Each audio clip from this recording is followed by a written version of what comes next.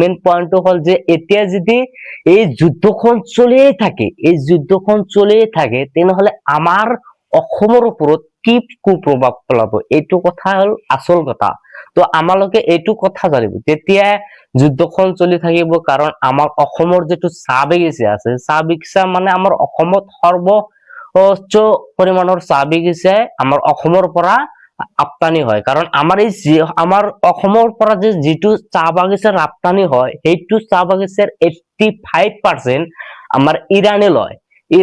যেতিয়া তেনেহলে সিহঁতৰ মাজত এই আমেৰিকা হয়তো ইজৰাইল হয়তো ইৰাণৰ মাজত যেতিয়া সিহঁতৰ যুদ্ধ হৈ থাকিব, তেনেহলে আমাৰ পৰা সিহঁতে আৰু চাহ ল'ব নোৱাৰে। চাহ যুদ্ধৰ মাজত আকৌ কেনেকৈ চাহ ল'ব, সেইকাৰণে চাহপাত ল'ব নোৱাৰে।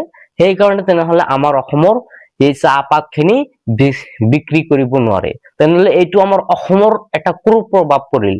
আৰু যেতিয়া সিহঁতৰ মাজত যুদ্ধ চলিয়ে থাকিব, ভয়াৱহ যুদ্ধ হৈ থাকিব, তেতিয়া কি কৰিব, আমাৰ ভাৰতবৰ্ষ বা আমাৰ অসমত পেট্ৰলৰ দাম বেছি হৈ যাব। কিয়? পেট্ৰল এতিয়া আমাৰ অসমত পাওঁ 100 টকা, 100 টকা পাৰ লিটাৰত পাওঁ আমি 100 লিটাৰ। যেতিয়াই সেইটো যুদ্ধ কৰিয়ে থাকিব, তেতিয়াতো আমাৰ তেল অটমেটিক আমাৰ তেলৰ দাম বাঢ়ি যাব ন। সিহঁতে যদি যুদ্ধ কৰি থাকে, আমি তেল যিহেতু ইৰাণৰ পৰা লওঁ, বহুত কাণ্ট্ৰিৰ পৰা লওঁ, কিন্তু সিহঁতে যেতিয়া বন্ধ কৰি দিব, তেনেহলে আমাৰ অটমেটিক আমাৰ তেলৰ দাম বৃদ্ধি হৈ যাব। আৰু কেতিয়াবা যুদ্ধ যদি নাথামে, তেনেহলে আমাৰ একবাৰে চলা ফুৰা অসম্ভৱ হৈ যাব। সেইকাৰণে ইজৰাইলৰ যুদ্ধত আমাৰ অসমৰ বহুতখিনি কুপ্ৰভাৱ পেলাব।